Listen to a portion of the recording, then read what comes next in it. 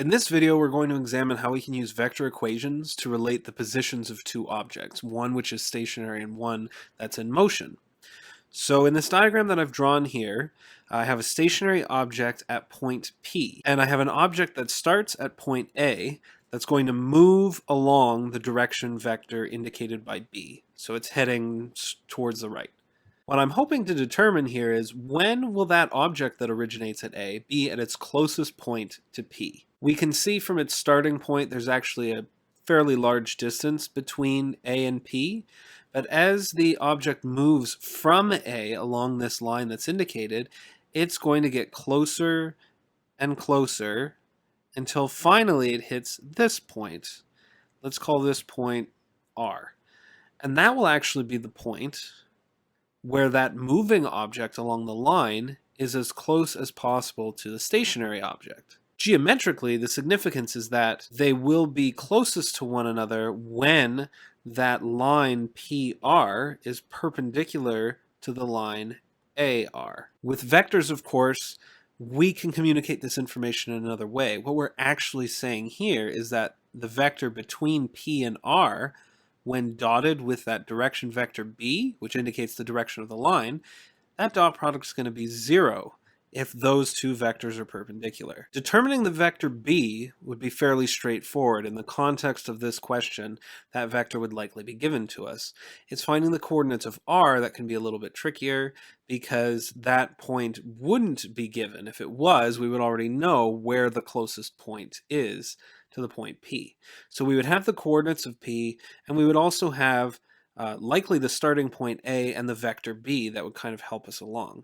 And the important thing to remember is that the point R is on that line. The vector equation of that line could be expressed as xy is equal to a1, a2 plus t times b1, b2. And so R is just one of the many possible points that's given by that left-hand side of the vector equation.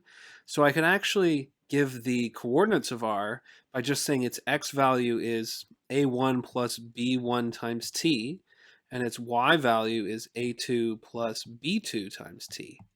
So let's consider an example. In this example, Mr. Grant is floating in a canoe at the point 2, -5.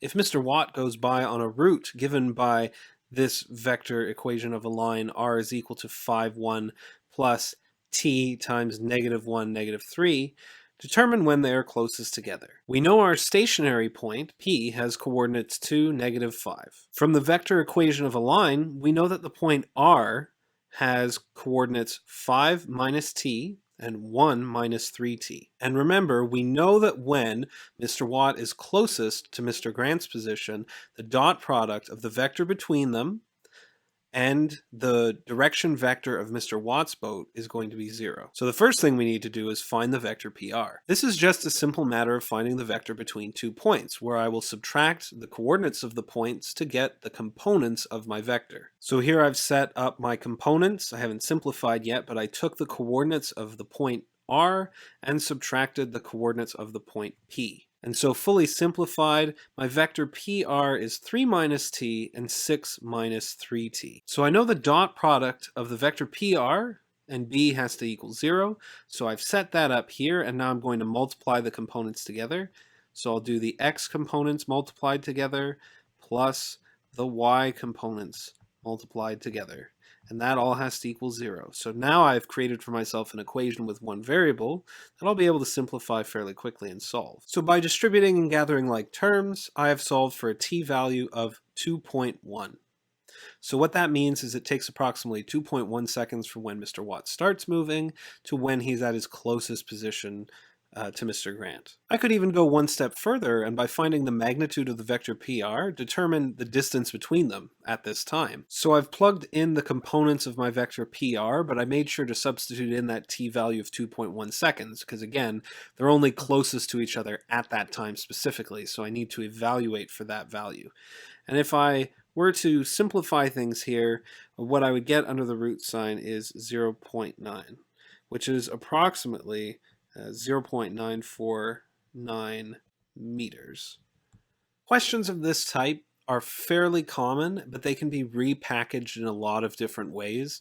The easiest way to recognize them is if there is an object in motion and an object that is stationary, and of course, it will ask you when they're closest to one another. The one thing, though, that throws a lot of people off is when the information is presented in a way where the direction vector and its magnitude are separated somewhat. So let's say instead of giving you the vector equation in the previous example, you had actually just been provided with Mr. Watt's direction vector and then been notified of his speed in the boat that he's in. And let's say his boat's going a little bit faster. Now it's going 26 kilometers per hour. And so if that were the case, the information here about the direction vector you need to use in your dot product has actually been obscured just a little bit. And so what you might have to do then is find the magnitude of this vector, which if you find the magnitude of the vector 512, you're going to get that it has a magnitude of 13.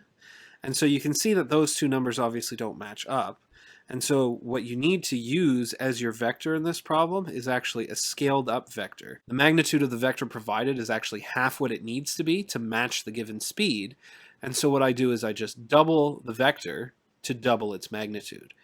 And that can often be something that people will overlook when tackling problems like this. And by using a slightly skewed vector, whether it's shorter or longer, it'll actually lead them astray in trying to find a solution to the problem. Even when they appear to be doing everything else correctly and their logic is sound, it always seems to be one sort of hurdle. So make sure you use your head, check if it seems like the information doesn't quite add up.